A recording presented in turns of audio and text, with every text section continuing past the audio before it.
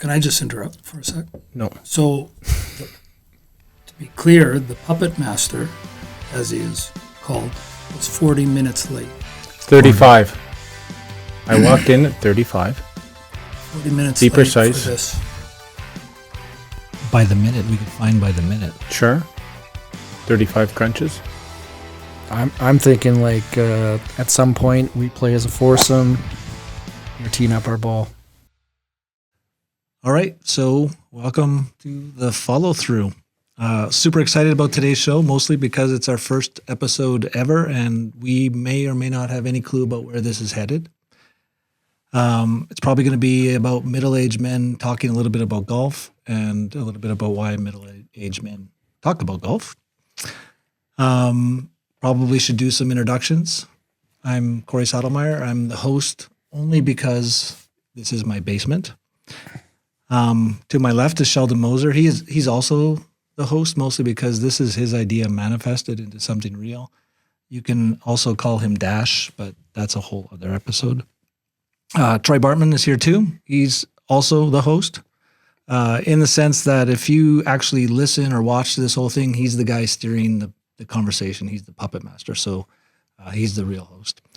And joining us today is our mystery guest, Darren MacMillan, longtime friend on the golf course, in the hockey rink. We'll probably talk a little bit about more of that later.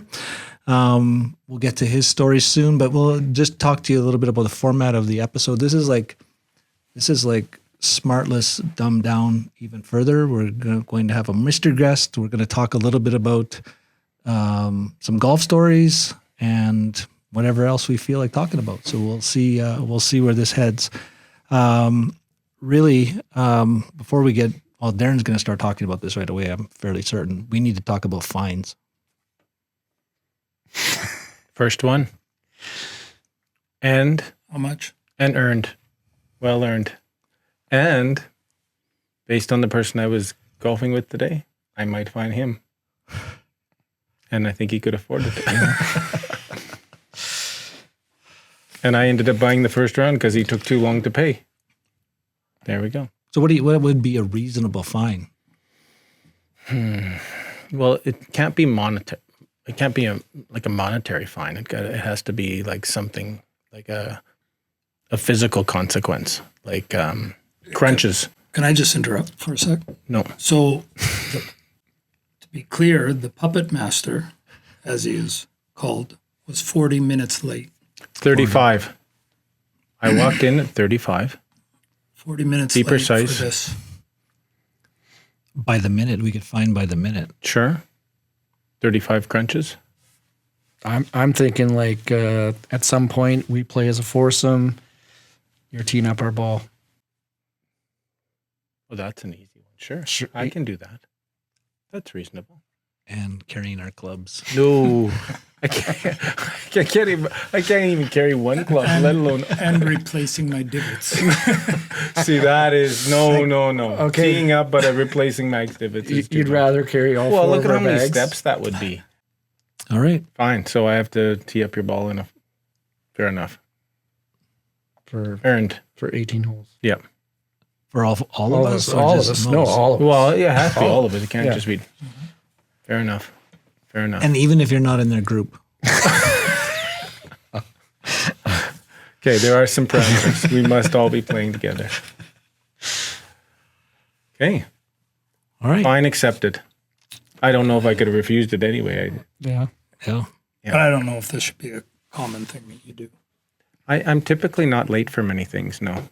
But today For the first ever podcast. yeah, First time. I should have bailed after 9. Yeah. Well, we won't let it go. I know, I can feel it. So this is just about lateness. We've changed from middle-aged men and golf to lateness, tardiness. Let's talk tardy. We're wondering if we ever get LT on as a guest, who would come in. He wouldn't be late for his first question. Well, because he would couldn't. come out. All right, Mac. Thanks for joining us. We had this little mystery guest format. We chatted a couple of weeks ago over text, talked about I don't know, bring in a golf story you might want to share, or just anything you want to talk about. Got a good story to share about golf this year? I don't just yet. Let's back up a bit. Going forward. How can you back up and go forward at the same time? That's called neutral. We're going to back up.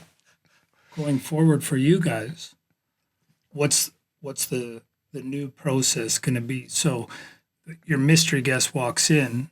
Do you have two people sitting here? Is one person sitting here? The other person sees his vehicle, goes to the bath. Like what are your guys' thoughts on how, now that you went through this time, what do you think it should look like? My original idea was I would like hide you in the yellow room that's next door.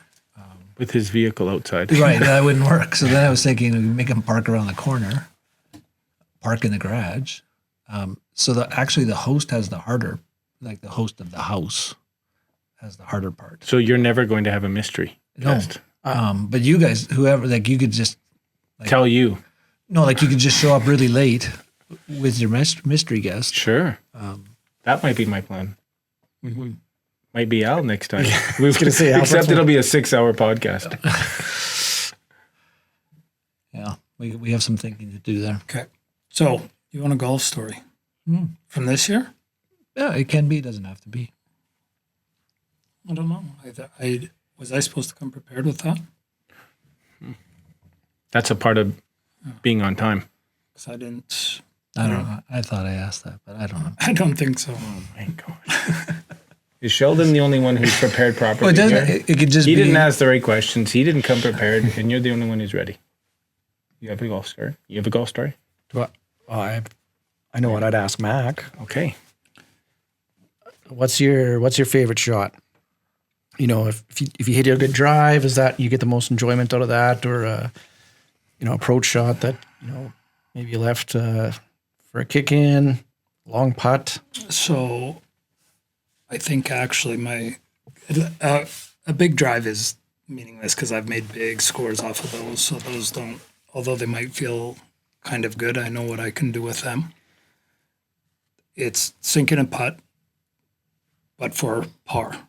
So a longer putt that is going to save a par as opposed to a bogey. And those, to me, those are even bigger than getting birdies or eagles. I don't know why. You bear down. I don't know. They feel nice. The bogey putts don't, eh? No. The doubles? No. Just par. Pars. Yeah, birdies, they don't really come often necessarily, so they're probably luck.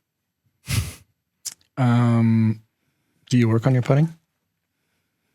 I don't really work on any of my game. Like, do you? So you're happy with your game, or you just like I don't have the time, or the time it would take to actually make a noticeable difference isn't worth. So I don't know how to work on my game. Yeah. So I couldn't go to, one year I tried going to the range. Oh, I'm all excited for the golf season. This is awesome. I go to the range and balls are going everywhere and I have no idea how to fix it. So I'm just hitting a whole bunch of bad balls. So pretty much every part of my game would be like that. So unless I have one of my coaches with me, Saddle is a pretty good coach. Troy is okay. SP sometimes is a good coach. Those would probably be I think my main three. Sometimes I have guys who just come out, tell me to have low expectations. That sounds like good advice to me. So is that's just a common, would that be something for the average player that going out to the range to hit golf balls, when it boils down to it, they don't know how to practice, so it's not really game improvement. It's maybe exercise, it's an attempt at something, but it's not really accomplishing anything. Would that be accurate? I think so. I don't like hitting golf balls on the range, or even, I don't know, putting seems to be a little bit different when maybe not, because it's just not as complex as the rest of the stuff. So, or I make the other stuff more complex than it ought to be. What would you think would be a comparison in hockey where you see some kid practicing something and you're like, well, that just not going to help him at all? So, well, I think a a quick one would be shooting. So if you hear in hockey, you hear a coach or a parent or anyone telling you, oh, you got to shoot like, 100 pucks a day or whatever. If they go out there and are just shooting pucks with no purpose, it would be very, very similar. In fact, a couple of years ago, during COVID, we made videos for kids at home specifically of what to work on when you're at home shooting a puck. So it's not just, doing it randomly. Just mindless. Yeah. So I think that would be pretty similar. You've had a couple of summers where you played a lot. I don't know. What's a lot? What do you guys play? Well, like for Mose plays like 40. Yeah, I'd be around there. I used to be 70 plus. I don't usually get over 50. Yeah, but you had much? you'd be streaky though. Like you'd have like 36 whole days, and to the point where you'd 7 in a row. yeah, and you just like, I'm done. I can't do it anymore. Yeah, for sure. What do you think that is? The streakiness part? Like, there's obviously a love for it, or are you solving something, or Somebody invites me. I get an invite. I'm not busy. I go. But I don't. Kind of bad this way. I don't book tea times. I don't call people and ask. Most do you book tea times? I don't call people and ask them if they want to go. If people are going, I'm like, sure. Let me check my calendar. Okay, I've got nothing. But if people aren't golfing, I'm not golfing. So it's usually around that, whether it's you guys or all of a sudden there's Lorne's golfing on Monday and Lonnie's golfing on Tuesday, and there's a streak of all these. But I'm not. I actually don't book any of them. And probably if I didn't go, that would be okay too. And if I did, that's great. the end of last year? Well, we actually didn't know this was a problem until this spring, but at the end of last year, you obviously got pretty good. Yeah, that was a problem. I'm fixing it. I think it's fixed. I'm fixing it. I think Not it's yet. No, I've got 4 rounds to fix that parts. no. Yes, true. Yes, but I'm fixing it. What? But you're practicing fixing it. I'm getting there. Yes. It's a work in progress. What? What? I'm not familiar with Okay, this. What so happened? I showed up for my first round. I was kind of nervous, and you guys probably have, I don't know, a handful in maybe at that time, right? It's way too cold and windy and wet for me. So I show up to my first round. I'm nervous, and I open up my locker, and first thing I see, like, I don't know, probably $150 of gift cards. I'm like, holy Toledo, I'm a good golfer. So then I'm pumped. And then we go out, and I don't even know if it's Corey or Troy or who wants my money, Tim or, well, he doesn't get it, but he's deciding what the games are. And I'm like, yeah, sure, whatever. I'm pretty good. I've got all these gift certificates in my locker. And then we start playing the game, and all of a sudden we're on the second or third hole. Someone's asking handicap something. Well, I'm at like a 16 or whatever it is. And it's a 6. I'm like, what? How am I a 6? And I started flipping through my scores, and there was a series of like a week or 2 weeks where everything was a 77 to a 79 kind of thing. So that I've been paying people every week since. Bart's finally got auto deposit put on his, because I had to do a password. I'm like, what are you doing? Just put auto deposit on there. So it's like, Corey and Troy's wives see the $5 deposits from me every e-transfers every Sunday. But yeah, I'm going to get that fixed up. I'm close. I think we're up to an 8, maybe somewhere around there. So we're 4 more scores out. 6 has got to be the lowest you've ever played to. For sure. And I'll be a 60 in probably 2 weeks. What if you play a good round? I don't know. Like I don't want to right now. I just got to get it back up. I don't want to. I want to go out to play badly. Yeah, I just want to get it. I don't want to lose money every week. Like I just want to get it up so that I want to feel bad about how I'm playing so that I don't lose money every week. I don't feel bad. What do you mean? You don't feel bad when you play bad? No, How about when you take a timeout? no, like I need to get my scores up parts. When's the last time I took a timeout? It might be coming up here if you keep taking high scores, but you just want to get your hand, like that's your sole purpose. Well, no. I'd say don't play for money. Yeah, that's what I try, but then they're just like, Well, I would just do it as Pete does. Just fix it. Like you don't even need to play golf to fix it. No. You just gotta put just scores fix in. it. He tells me that every time. Just put scores in. He does. So I had a question for the three of you about not just like the shot you like making, but I think it was last year at the beginning of the year, hit a rock in my swing and broke my hand. And so then like all I can think about is I've been waiting all year for this, and now I've got 3 months or however long where I'm not going to play golf. And like, what does that mean? And so then I started playing with one hand, and probably there were one or two of you or all of you looking like that's ridiculous to go out and try to swing with one arm. And I've done that a few times with other ailments or injuries, and I had to ask myself, like, why would I come out to play with one hand? What is it about the game of golf that would draw me in to make me want to do that, regardless if I was super healthy, super strong, sick?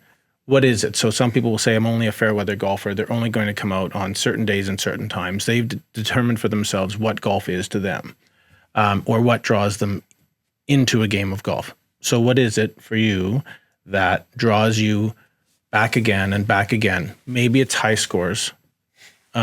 Maybe it's winning money. Like what are the elements? Like it's not just a one thing. What are the elements that most likely draw you into golfing every day or on the days you golf? Hoping a memory is created. Could be, the social aspect of it. There's some good memories there. Could be a good shot that became a memory. Could be a bad shot that became a memory. That's probably more likely. But yeah, something at the end of the day, I can go, oh, what did I do today? Was it good? Was it bad? Was it memorable? I'm looking for that memorable thing. Which is kind of how all of this started in some ways. In some ways, yeah. Yeah, Corey? Two things. The first is it's like a math equation that I'm trying to solve, and then I think one day I'm going to show up and solve it, and feel like some days I've gotten really close to having that feeling of just being really special. And then I think the second thing is just the camaraderie piece, the kind of locker room feel, the banter, Mose calls that memories. Yeah. Darren? So I just thinking about specifically tomorrow. Why am I going golfing tomorrow? 8:24. 8:24 with Moser and KG. And I'll be on time. I mean, part of it is just kind of habit, right? That's what I do when the golf season comes, and Kind of like going to the bathroom or showering. Saturday and Sunday Sure. rolls around, and if I'm in town and Saddle sends out who's in, I send both, please. And so gives me an opportunity to do something. And like I said before, if it's not organized, or if there's not something, I'm just working, and that's what I'll do. So it gives me a break from that. And then I don't know about, I've never gone deep enough into thinking this is a math equation, but one day you're just going to piece it all together, and just, it's pretty awesome when it is. And you? I think it's a control piece. I like the feeling that you can plan and execute something, whether that's an itinerary on a trip with my family and feel like we are hitting all of the moments that are planned out that I can see ahead. I like the idea that when you forecast something and you do all of the things you think you can do as part of your routine, and then it comes true, right? So Make-A-Wish does that for people children who are maybe not having the ability to see long term, and they put the swish in front of them, and they get to see it through. And I think golf is this game that allows you to do that in life, where you can see something through, whether that's I see a shot, I execute it, and that's that hope to be able to see something through. So I to me, it's my own make a wish kind of thing. And you get to do that every swing, every putt, every chip. And maybe that's the frustration of it, but it's also that euphoria of you see something, you execute it, and it was just what you saw. Would you say then that you're not as much of a fan of team golf because you would be less in control then?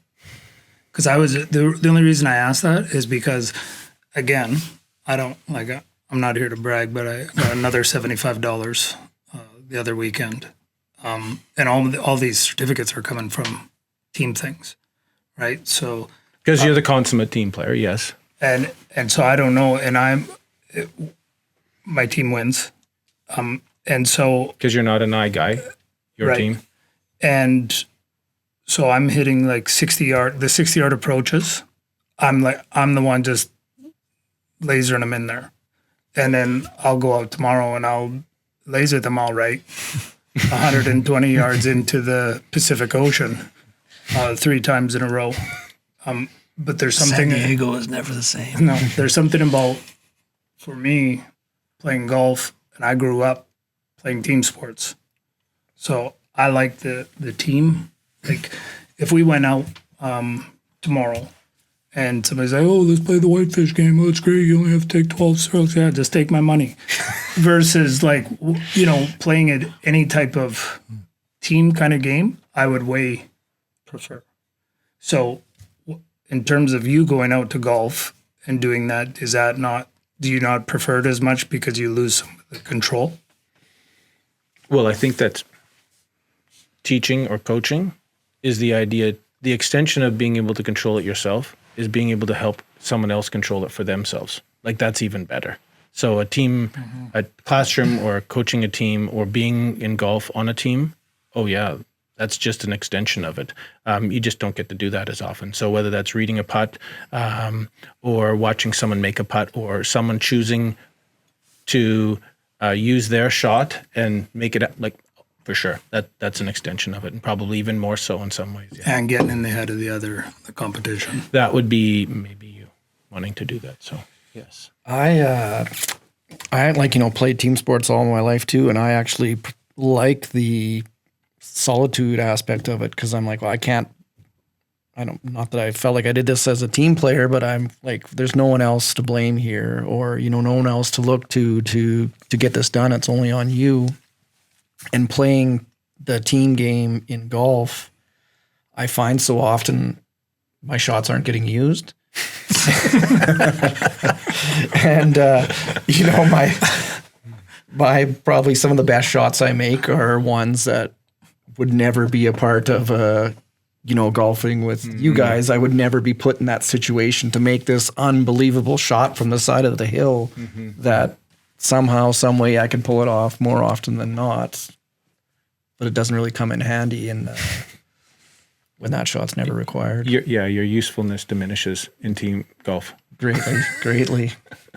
So what about competition? I don't buy it. I just don't think you do enough of it. Yeah. Are people playing it to get that competitive juice flowing, or have we all lost that? Man, like the last one I played in with, the 2-man, what do they call that one? The team championship? It was the Joe Couliard thing. Yeah. Man, like I was like nervous and all this shit, and I'm like, oh my God, this is like a shitty golf tournament. Like, I've taken penalty shots in like championship games, and like, my name didn't get called. I just hopped over the boards and went and took the shot, and it was like. Can you believe they didn't advertise it as like the worst golf experience of the year? Why would they have said that? Yeah. Mm-hmm. Yeah, competition's a weird thing, right? Because there's an internal part to it and an external part. There's a measurement in golf with a score, or the people you're playing with, right? Like they're judging you. And if it's people in a competition that you don't normally play with, that's hard. Yeah. When we're around our group all the time, 16 different people, you don't really feel judged. Or I don't feel judged. I don't really care. Yeah. Well, that makes me on that competitive side. So you've got the competition between people. There's you against the course. And I remember that feeling for about more than a decade of showing up to golf and knowing you had a whole bunch of other commitments in your life and you're playing badly. And you're like, why am I out here? And now I would see it more as being an escape to go out.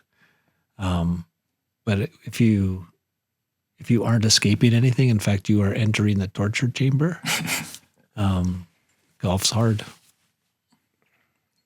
Did you find injuring your hand there and then having to make that evaluation, like, why am I coming out here? So Yeah, I put it on a pie chart. yeah, I did. I wanted to come up with like the amount of what was the percentage of what that was keeping. So I just listed quickly all of the things, the social aspects that I enjoy, and I made all of those things. And because I wanted to know, was it worth it for me to come out and play one-handed? And was it worth it for other people to come out and watch me have to play one-handed? And if I came out and played one-handed, what would be the goal? Like, what would I put in a score? Would I play from different tee boxes? Like, what was it real golf? And it can be all of those things, right? Like it can be meaningful. It can be important. It can be competitive. It can be recreational. It can be therapeutic. It could be all of those things, based on why, as long as you know why you're going to do it. Corey said, for 10 years, you wondered why would you go out if you're torturing yourself? It's a bad reason to go on golf if you know you're going to torture yourself. And so I think as we've gotten older, or I've gotten older, I've made more sense of why it is that I'm drawn to the game. And I was just fine. I could have played all summer with a broken hand and one arm. It wouldn't have bothered me. And I would have been just as excited to go to the golf course. Now, if I couldn't actually move the ball off the tee, but I just found a way. It may not have been as long or as straight, and I couldn't do the amount of things, but I could still do things. Did you get better? Did you learn some things that you... I think I broke 80. I know, but did you learn some things that you took to your game after, or no? Like, did you learn some things? Yeah, about golf your game is way simpler. Like you don't have to play a million shots, because I couldn't curve the ball intentionally. I couldn't curve the ball. I could just hit it straight, and I could duff it. Like, those are really the only two options. I could hit it straight, and I could duff it. What's weird is, like, I can remember the break. Were you there? I was there. I was right beside him. I don't think I was. I was staring at the rock. But I wasn't going to say anything. He was in his backswing. He was in his backswing. I didn't want to say anything. And I remember you struggling. I don't remember you playing one-handed. I remember the cream. Yeah. The numbing cream. Well, because I could hold on to it, and I could draw it back, but I couldn't touch the ground, right? So I'd even to have the cream allowed me to take the club back and draw it back with two hands. On the downswing, I could only use one hand. That was all. And I always had, for whatever reason, all my ailments, I always had tape in my bag that I could help you tape up when you're. You got that tape? Yeah, here you go. So one other thing I wanted to talk about around golf was the emotion of the game. And thinking back about where golf drew out your greatest emotions, whether that was frustration or happiness or whatever emotion you can think of that was the most heightened that golf brought out in you on the course, before a round, after a round. Where do you remember being the most emotional? I'm told I'm not emotional, so I got a hole in one. You two were in my group. You guys were happier than I was. Swear to God. I remember Mac jumping into your arms, and I'm like, "This is awesome!" Yeah. True story. Yeah. True story. Number 12, buttercut over the coulee. You two both had your shots ready, and you were talking about the yardage, and I was like, It's all feel. That is It's not all feel. like I need to take another club. I need a driver. Yeah, I need a driver. Little bunt. It's I don't know. It's maybe the opposite of Mo. It's the entirety of all of it. Like there's never a time that it's not. From and maybe it's not. You must feel a little bit, Mo. You just don't. You just don't emote. Yeah. You feel, but you don't emote. Like you still have feelings, right? Okay. Like every single thing it is hilarious game. I mean, who was I golfing with last weekend? Bloomfield. Can't remember the other one. We were just giggling at the sound clips of golf, right? Like whether it's a sigh or a breath or a effer, just the overall sound clips that go on in golf are absolutely hilarious. And especially when you go to, we were talking about the team stuff earlier, and the whooping and hollering, right, to the constant, classic whack Fs. So, I mean, I've, whatever they are, Troy, I've felt them all. Do you remember? Experienced them all. Do you remember any significant moment or instance where, like, that was, like, you could taste the emotion, and you remember all of the things, the people, the instance? Is there anything that, Like Sheldon was talking about. yeah? So for his lack of emotion came on a hole in one. That was. But like you said, he remembers all of it, right? He remembers the emotion surrounding it, not necessarily for him. For you? I can't think of any. Like, it's all just the same Corey? roller coaster. Well, it exposes you, right? Like I have seen people at this table really, really angry. And when I think of the gamut of emotions there, I'd like to reflect more on the ones that are at the positive end.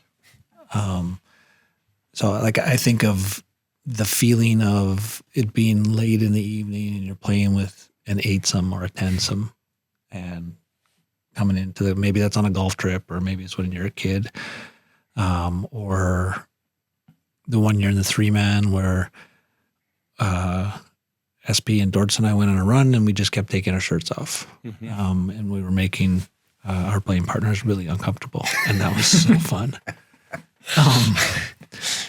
Or like I think of the Southeastern way back in the day, and I had a gallery and made a long putt, and had never felt that kind of emotion before. I think that was on the 16th hole at Connaught. I think I may have teed off on 17 before everybody putted out on 16 because I couldn't control my excitement. So all of those are like they're all different, but they were all pretty fun. And anger are ones like you mentioned the ridiculous angry moments. Those just golf brings that out. Have you ever broken a club over your knee practicing on the range? Because I have. Darren wouldn't, because he doesn't even know the practice. Yeah. So what's your emotion story? Well, beyond that, golf just can make you more angry than you know you can be. I think I've told maybe Corey this story. My dad had a stroke, and when you have a stroke, for some people, you lose half of your world. And so half of your world disappears. So for my dad, he would be eating his dinner, and he would eat, and you could look at it, and only half of his plate was gone, and the other half would be there. And you'd go, well, how come you didn't eat half your plate? And he'd go, what are you talking about? I ate my supper. I'm just really hungry still. And we would say, no, but there's all this food, but that disappears when you have a stroke. And so my dad was sick and I really wanted to take him golfing, but he didn't have half of his world. It didn't exist. And so I said, I'm taking you golfing. And my kids were like 6 and 8. And my mom at that point was in a wheelchair. And I was taking the 4 of them out to Connaught to golf on a Saturday afternoon. And so we arrive at Connaught and it is packed. And I booked a tee time for a lady in a wheelchair. My dad, who's had a stroke, who hasn't hit a ball in 8 months because he's going through cancer treatments, and then he's had a stroke, so he can't see half of his world. And I've got a 6-year-old girl and an 8-year-old boy and 1 golf cart. And I'm not kidding, the entire putting green driving range upstairs at Connaught, they watch Barnum and Bailey take this cart to the front. And I'm so smart at the time that I realize I better move up to the forward tees. And Playing the dips. and I'm watching my dad. My dad can swing the club, but he can't see the ball. So he's not blind, it just doesn't exist to him. And so I'm going to, and the whole range has stopped and the putting green has stopped. And they're watching me tee up the ball for my dad Practice for to try to figure out his swing path so I could put the ball in his way. I want and you move to his do way. the same for me, actually. That's true. If you could, that would help. That's right. And so, but I was so emotional trying to make this happen to golf with my dad again. And my mom watching me do this, all she wants to do is golf. And so she wants in this moment to also tee off. So I'm saying, Mom, like, come on, I will drag you out of the cart and I will carry you. You know, you can put your arms around me. I'll limp you out to the tee box and I'll hold you while you swat at it. But I cannot do that here because people are watching and they're watching me try to get my dad. And he's just, obviously he's whiffing, right? Until I can figure out the swing path. And there's my daughter and son. They're waiting for their turn.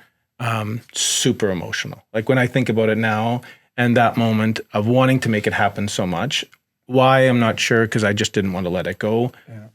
That would be probably one of my most emotional rounds. And we did it. We had 9 holes and golfers can be mean and no one on the golf course bothered us. No one said anything to us. No one pushed us from behind. Maybe they did, but I was rushing to tee up. I was doing the exact same thing for them, what I'm doing for you guys. Yeah. I teed up 4 golf balls besides my own that day. And no accidents. And my mom teed off on number 3. Who outdrove who? You know, I just, that lead up on that first hole was just, I just was super emotional. Yeah. And sweating. So, yes. We're looking at some of the pictures back here because I just searched Google. I said print 6 golf pictures, and then Mac noticed right away that he wasn't in any of them. I'm thinking about golf trips, Mac. You're a busy guy. How are we going to get you on some golf trips? Well, I tried the last one, but I wasn't allowed to come in. Which one was that? No, the last summer. Oh, yes, because you missed the summer before. Right. I think everyone, so you just had everyone or whatever. Yeah. Repeat customers. Is that Wilderness? Yeah, so 2 years ago in the COVID year, we put it out, only 8 people responded, so we went. And then the year after, we booked really late because what was SP going to take us somewhere? So we only had 2 tee times. So last year, only 8 people got invited. Not everybody. So Darren wasn't on the invite list. Customers, I'm out. Okay, that's the past. I'm talking the future. Well, when is the next one? Tuesday. So you guys leave Tuesday? Yeah. No, I'm out of town. Go ahead. How's the anticipation for this trip? I was telling you earlier, Mose, SP had probably sent 50 texts and emails yesterday with grocery lists of remarkable things. Electrolytes, Uncrustables. There was bread. Gluten-free. There was bread. definitely bread. There was definitely jam. Jam. There was definitely peanut butter. So why not just Uncrustables? Or the How about 100? How about 100 coffee filters on the list, just in case you want an extra cup of coffee or two? Maybe like I don't know if he was just making like a choice board, but there were like 17 packages of protein bars. Yeah. Every kind: caramel, chocolate chip, Yeah. gluten free. Had been a slow day for him at work, or Yeah. He wants to make sure we're provided for food wise. And then the other part is this caddy thing. So when you left Wednesday night, we sat in the parking lot to decide. And as Dortz and SP and I are talking about caddies in the parking lot, we really haven't made any decision. We've just, we're just talking about it. I said I think Troy would want someone for all five. Dortz says I probably want someone for all five. I get the feeling SP wants zero. caddies. Zero. Like That night you got the feeling of that. Yeah. Oh, and even before that. So then I say, well, I think, you know what, I'll do three. Because thinking, well, maybe SP will also We'll split do the three. difference. Yeah. He goes home, I want five. Corey puts it out and says, Bart, you missed the conversation. I was early leaving, not late leaving. I was early leaving, late to here. And he says, this is kind of what was discussed. We'll go a bit of a happy medium, a bit of a in between. To which SP responds, well, I don't want in between. I want caddies for everything. Yeah, which was not at all the case before that. So are we getting caddies for everything? Is that the plan? We will find out. It's mystery. Mystery caddies. But no 5 pounds of beef burgers or Cheese. cheese. We did talk about the reasonable size wheel of cheese that he's going to get. No, I always loved the burgers that he made before and brought down illegally across the border. And that Pete's may or may not have eaten First night. a dozen each night. Or Kinch. First night. So we were supposed to have a couple of questions. Who else has some questions? Well, I think we've asked a lot. yeah. Have we? You got any random things you want to bring up? Well, just kind of bug Bart's a little bit about hole-in-ones. What's going on? I saw your Haley got one the other day. Did you see that? Who did? Isn't that her name? Schneider? What? Yeah, you know Haley Schneider. Yeah. You remember her? Yeah, Yeah. she at Desert Bloom. Oh, I was camping with her. That's why she got Oh, that's right. Yeah. She would be. Yeah, and she just said got one. I was like, Bart's hasn't even got one. We'll find a way to share that on the screen, but that's max 2 hole-in-ones. Same wall. Same hole, same You club. know, the second one, I don't even know if it's possible, but like the people on my group could have went and thrown it in the hole. No one would do that, would they? No. I never saw it go in. I didn't know. I didn't go up there and grab. I didn't see. You know, they beat me there. At least I was the first on scene, although I didn't get to see it go in either. When I look at those pictures, I somehow remember it being the exact same outfit, but it's not. Not exactly. Just the same shirt. Sure. One's untucked. Tucked, yeah. And one's tucked in. So you have 2. Yes. Corey has 3? Yes. But it should have been 4 on Wednesday. Yeah, that's How true. close were you? Very close. Mm-hmm. Just rolled right by. It's all right. And you, Sheldon? 1. Just one. What was your expectations for this podcast we were doing here tonight? None, because I was told I could show you guys the text messages. There was no come prepared with a story. The text messages were going to meet beforehand. So this is happening on the 7th, but maybe you and I will get together on Sunday and we'll chat and we'll go over some stuff. And that never happened. You reminded me this morning. And then it was last night. It was like, yeah, are you still good for tomorrow? I'm like, I don't even know what tomorrow is. was, but 7 o'clock my house, I'm like thinking, sure, is that must be when we're going to get together and talk about what we're going to talk about. And he goes, no, it'll be better if we just wing it. So yeah, I didn't really have anything because I was never prepped for it by the host. So you're given an opportunity here to invest in this podcast because you see the potential for it. You want my money? This is what this is all about. This was just one big sales pitch. This used to be called Two Guy Ponzi. Yeah. I did this actually in Salt Lake. It was awesome. I went to the church. They toured me around. It was beautiful. It was amazing. And then when they recruited me, I had to give them a fake email address. So Jimmy Ricci texted me the other day, and I don't have his new. Why were you in Salt Lake? Years ago. This was years ago. Flying connection to at an 8-hour layover, 7-hour layover, and a connection to Alaska. So I get this text from Utah, and I'm like, I don't know who it is, but usually I don't reply to random texts, but this one said, hey, Darren. So I'll reply to it, not the ones that say, what's up, what's going on. So, hey, Darren, something. I replied, and he goes, oh, sorry, it's not, I don't want to get your hopes up. Because, it said greetings from Utah or something, and it's not the hockey team. And I said, I wasn't sure because I said I went and did a tour years ago, and I thought maybe they got a hold of my contacts and were trying to get me. Anyways, he thought it was kind of funny. But he was applying for an off-ice official.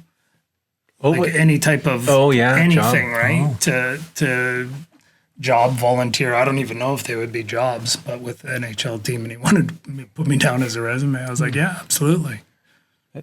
That would be, they've sold like 34,000 deposits on season tickets for 16 or 17,000 seat arena. Is that right? Yeah, so they have the double amount of deposits, and they still want to obviously make it available for not just season ticket holders. So I don't know what they're going to cap it at or how they're going to do that. I think it's a lottery. They're going to do a lottery on maybe 12,000 season tickets, and you're going to get what you get. Maybe they'll do that with jobs for Jimmy. Maybe they could make a sitcom of hockey in Utah. We wrote a sitcom once. We did. Yeah, Sheldon hasn't read it. He may have. Memorable. We were 40 minutes behind schedule, so we had to kill time somehow. So you did read it tonight? Yeah. And what'd you think? I can't believe it never got picked up. I would agree. Yep. It's pretty good, isn't it? When's the last time you read it? I found it in my cupboard last week. Do you have one of the official copies with the blue back and the clear?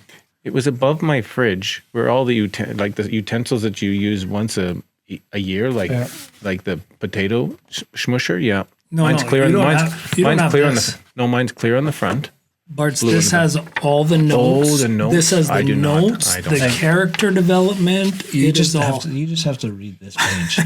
These are show ideas. You need to read just a few of them out loud. Or not. This year. Show ideas.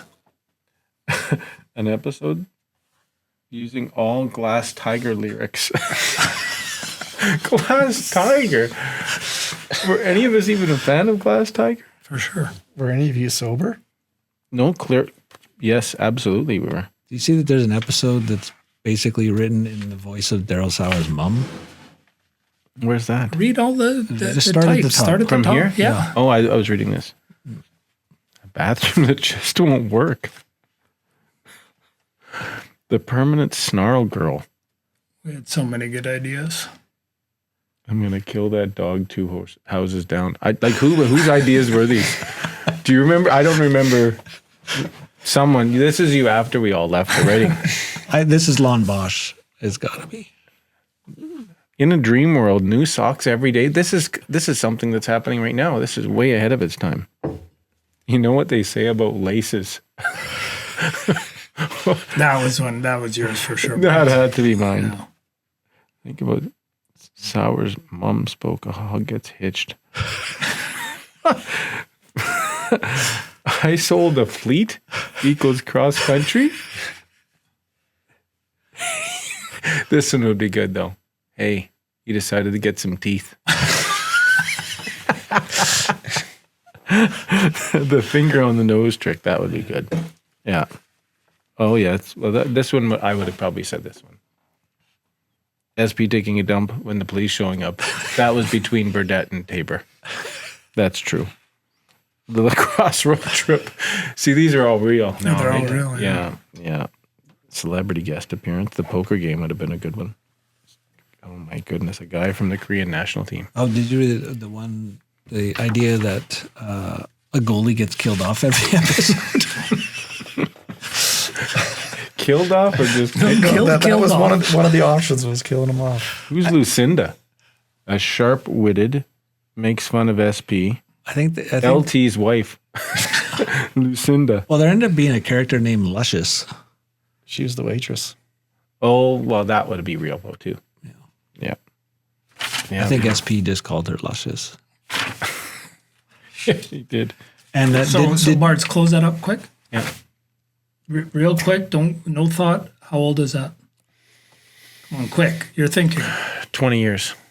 You looked.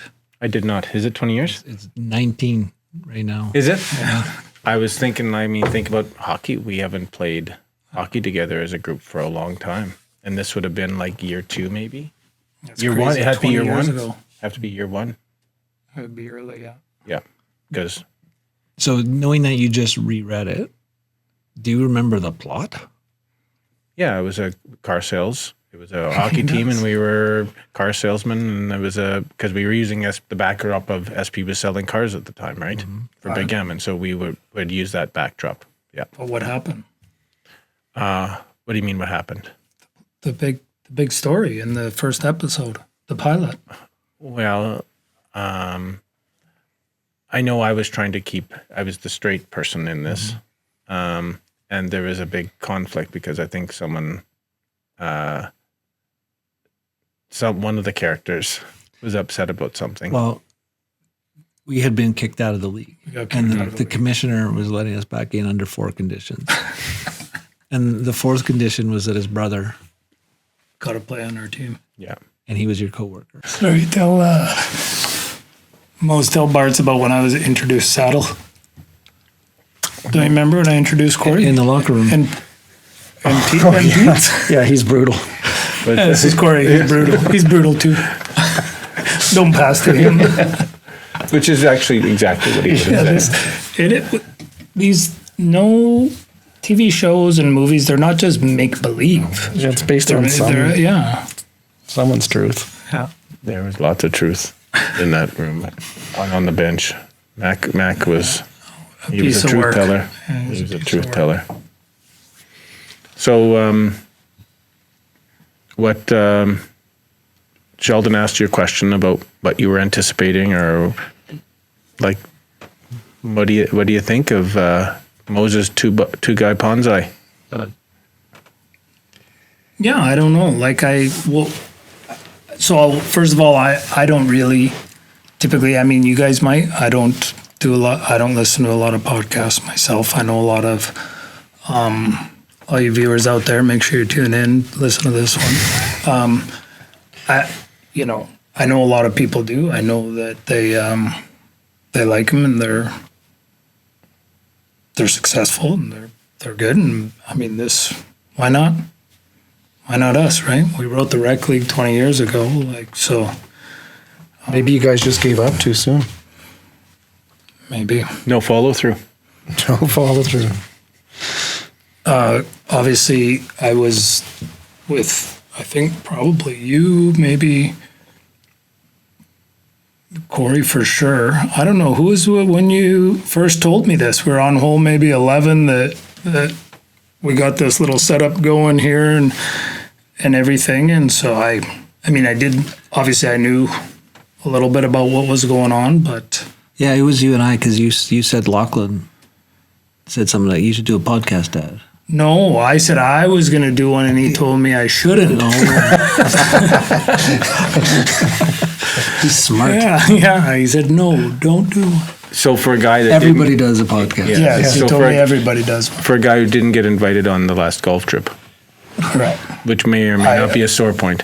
Listen, I told when Saddle invited me, I said I can show you all the texts about the non-communication as well, which I said, and I can also show you the text that said I was flattered to be the first guest. He did. So that was the question, really, was what do you think about of the hundreds of potential guests That are out there. Corey could have invited? 'Cause this was thousands for sure. And thousands. Corey being like the only one in control of that, Yeah, it was you. extremely flattered, and I told him that right away. Yeah. So I was then going, why? Why of all the people, of all the humans? Maybe you can answer. Because these guys are probably wondering the same thing right now, but they don't want to say. They're I going to ask guessed. I was after I guessing it would have leave. been Mac. Well, we had Really? actually Yeah. we had set criteria, and it was based on the Shank Shack. On what, sorry? The Shank Shack, people who played in the Shank Shack, and I immediately stepped outside of the criteria. What is the Shank Shack? So other secret It's the other thing that you're not involved in. It's Timmy Indoor Golf. Oh, It's Yeah. it's the garage where it's more so that the mat couldn't take. no, I can't do that like that. Could you imagine my traps and So neck? I was expanding it to include the people that we golf to in my own head, and I thought that would be that would be good misdirection. for these guys. But more so, I just had a feeling you were going to be the first guy. Were you surprised, Mose? I for whatever reason, I had someone else in mind. Only that one person. Yeah, because you're choosing the next one. Okay, right on. You should have had to submit names or like you guys should have had to submit guesses before that you open up. The reveal. Yeah. Here's who I thought it was going to be. If your vehicle wasn't parked out front. No, you submitted way before. Oh, Like okay. you submitted before. Oh, we could reveal the surprise to us earlier. Yes. See, because I did slip up when I stopped in at Cooley Collegiate. Do you remember? What did you say? Because I was talking about the appearance release and materials release, and I was saying on the Story Hive one, like you can't have a Nike swoosh on, you can't do any of this. Like I said, like if Max shows up wearing something that says Saha or Diz shows up, sir, and I just started. So I thought you had me there. I think we should show up and have them show up late. Maybe not that late, but Right. So we could just if it's Pete's, that's just he'll be late.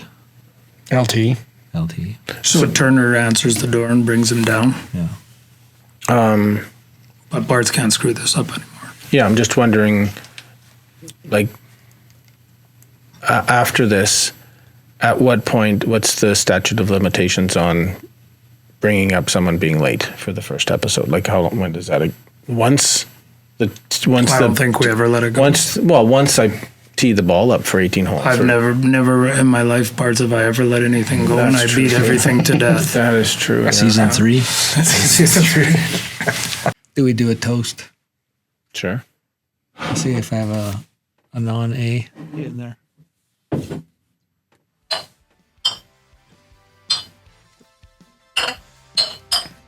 These are great glasses, eh? Except for I thought there was floaties in mine at first. I was like, what the hell? It was ice. No, it's all the little black specks. Actually, there literally is one floating. See, there's black. Can you see it? A speck came off. Yeah, what the hell? Too hard to cheers.